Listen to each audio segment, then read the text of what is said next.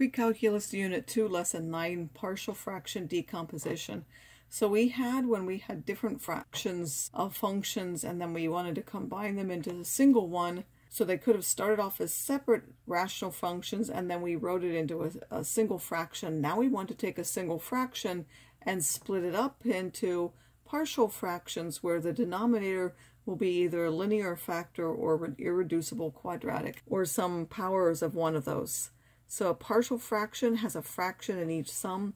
The partial fraction decomposition is when we take the original one and we rewrite it as a sum of partial fractions. So how do we know what to do when we look at this fraction? We need to compare the degrees of the numerator and the denominator. If the degree of the numerator is bigger than or equal to the degree of the denominator, you're first going to use the division and then you're going to apply the steps only to the remainder part of that division. So there will be an extra function added on that. You won't get just a sum of fractions, you'll get a sum of fractions plus what would have been in the graph of that rational function, its asymptote. So you're going to get that function and then you're going to get the remainder, which will split up into fractions as I'm going to describe here. If the numerator degree is less than the denominator degree, then you're going to directly use these steps for this function. So either this or after you're dividing, you're going to factor the denominator completely. So after you've done any division, if you need to, you're going to factor the denominator completely into linear and irreducible quadratic factors. So I don't need imaginary ones, but I do need irrational ones. Then we're going to choose the terms as needed.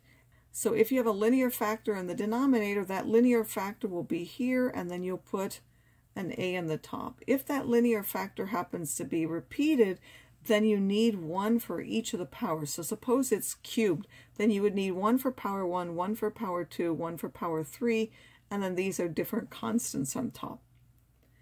If you have a quadratic, because it's all going to be linear and irreducible quadratic factors. So if it's an irreducible quadratic factor like this, again, this is your quadratic that you get in the denominator of the factoring, and then on the top of that, you'll need a linear factor on top of a quadratic.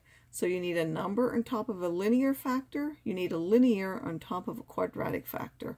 If this quadratic happens to be repeated, meaning there's a multiplicity, then just like for the linear, you need one for each of the powers. So if this thing were squared, you would need 1 to the power 1 and 1 to the power 2. If it were to the power 5, you would need 1 for 1, 1 for 2, 1 for 3, 1 for 4, and 1 for 5 with different coefficients. Each one would have a different linear term at the top. Then you're going to write the partial fraction decomposition, f of x, the sum of all the fractions that were needed from this step. You'll multiply both sides by d of x, and then you'll solve. This first one always works. The second one makes it easier if there are either no or few irreducible quadratics. So if you've got all linear terms, this just makes it easier. This first one will always work. You're going to expand the terms and match the coefficients on both sides and solve that system of equations. But if there are no linear, you can substitute the zeros for the denominator and solve the resulting equations. It will make it easier to solve. So as our first example, we have the denominator degree is more. We can directly do partial fraction decomposition for that fraction. We're going to factor the denominator only. We don't need the numerator. The denominator factors into x, x minus 2, and x plus 2. Each one is there only once, so we only need one fraction for each of those.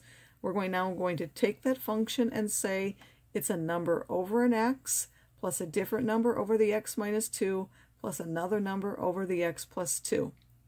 And now we want to multiply the sides by this denominator, which is, of course, x times x minus 2 times x plus 2 as we factored.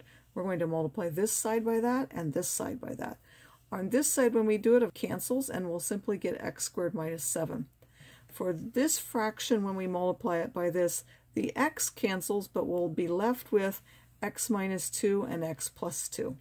For this fraction here, when we multiply it, the x minus 2 will cancel, but we'll be left with the b and the x times the x plus 2.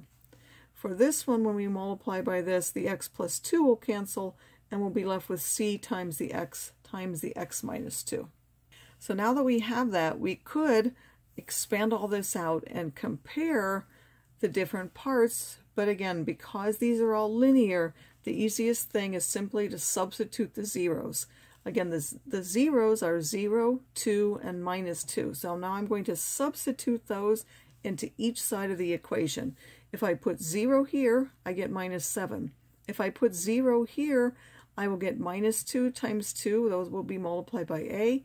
Here, this will be 0, so this one will go away. This is 0, so that will go away. This will disappear. You'll end up with minus 4a is minus 7, so a is 7/4. When you put in 2 on this side gives you 4 minus 7, which is minus 3. If you put 2 here, that 0 disappears. If you put 2 here, you get 2 times 4, so you get b times 2 times 4. If you put 2 here, this one will be 0. That one will go away. You'll only left with the 8b, so 8b is that minus 3. Divide by 8, you'll get b is minus 3/8. If you now go to minus 2 and put minus 2 in there, it's also minus 3. This one, this part of it's 0, so that 8 term goes away.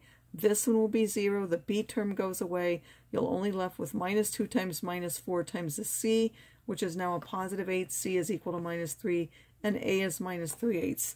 Now that you have those, all you need to do is go back and put them into your partial fraction decomposition form and rewrite it with the appropriate fractions in that you've solved for. For the next one, the denominator degree is more. Why? Because this is a 2x squared squared. So that's a 4th degree.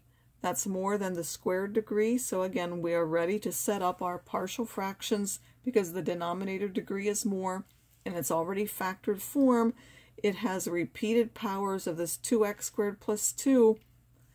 So we need 1 for the power raised to the 1 and 1 for the power 2. Remember that because they're quadratics now, we need linear terms on the top. We need a number times x plus another number. We're now going to multiply both sides times this 2x squared plus 1. Again, this denominator squared both parts. When we do that, it cancels from this one completely, so we end up with just the numerator. This one, only one of them cancels because this is power 2, this is only power 1, so we'll be left with one of them times the numerator.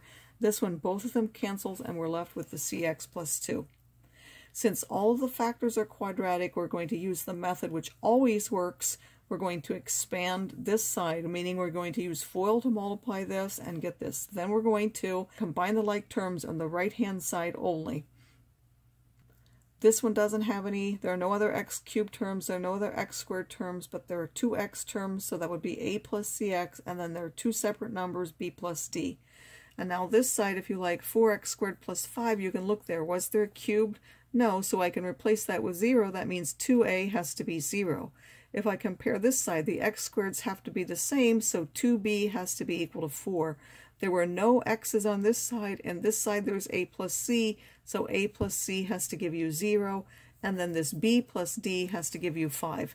So I've written those down. Again, 2a had to be 0, 2b has to be 4, a plus c has to give you 0, and b plus d has to be 5. And then you want to solve that. Well, the first one clearly gives us 0. That means this one will also be 0. 2b equals 4 means b is 2. b plus d is 5. With b is 2 means d is 3. I now have all 4 of my numbers. Again, I need to go back and substitute them here. This a is 0, this c is 0, so that x part will disappear, and I actually end up with just numbers 2 and 3 on the top. I get 2 in front of the first one and 3 on top of the second one. Another example, again, we have the denominator, which is more than the top. So I, again, can go ahead and just do the partial fraction decomposition. This one's not factored, so I have to factor it myself. This one happens to factor by grouping. We have one linear and we have one irreducible quadratic. The linear one has to have a constant on the top, so I get a constant over the linear term, and I get a linear term over the quadratic. Again, they're each power 1, so they each only need one term. I'm going to multiply both sides by the denominator, which again is this times this. So it will cancel completely from this side like it always does, and I'll end up with only the numerator on this side. On this side, when I multiply by this, the x minus 1 will cancel, and I'll be left with an x squared plus 3 times that. By the way, you might find it easiest to write that that's what you're multiplying by, that you're multiplying here by x minus 1 times x squared plus 3. That's what I usually do. I know this one cancels completely. When I compare this one, I know the x minus 1 cancels, and I'm simply left with a times that. And then with this term, the x squared plus 3 cancels, and I'm left with bx plus c times that x minus 1. Now, there were both linear and quadratic terms, so you can use a combination of methods. If I put in the 0, which I know I can do when it's linear, if I put in x equals 1, and this side I will get minus 2, and then I'll get 4a, and then b plus c times 0. That goes away, and I'll be able to solve for a directly. I'll get minus 1/2.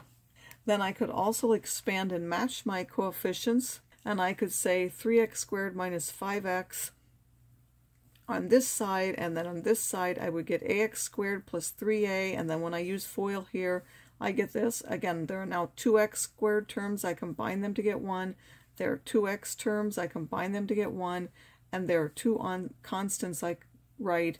And then I compare those. A plus b has to be 3. C minus b has to be minus 5. There's no number term, so 3a minus c has to be 0. Since we already have a as minus 1/2, that will directly give us b as 7/2.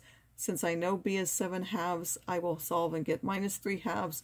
And you could use this one to check, or you can just ignore it if you're pretty sure you've done it right. And then you put them back in your equation.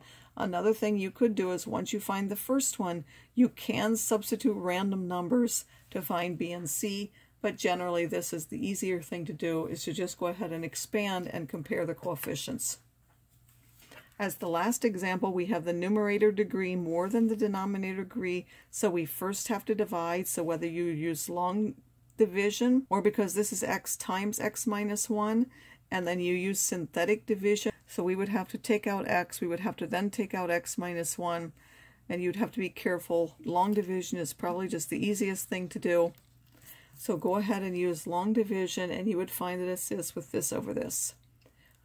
So now we're basically going to ignore this to do the partial fraction decomposition, but we need to write it as part of the answer because we know this is x plus 1 plus whatever we're going to get as the partial fraction decomposition for this. Again, this is x times x minus 1.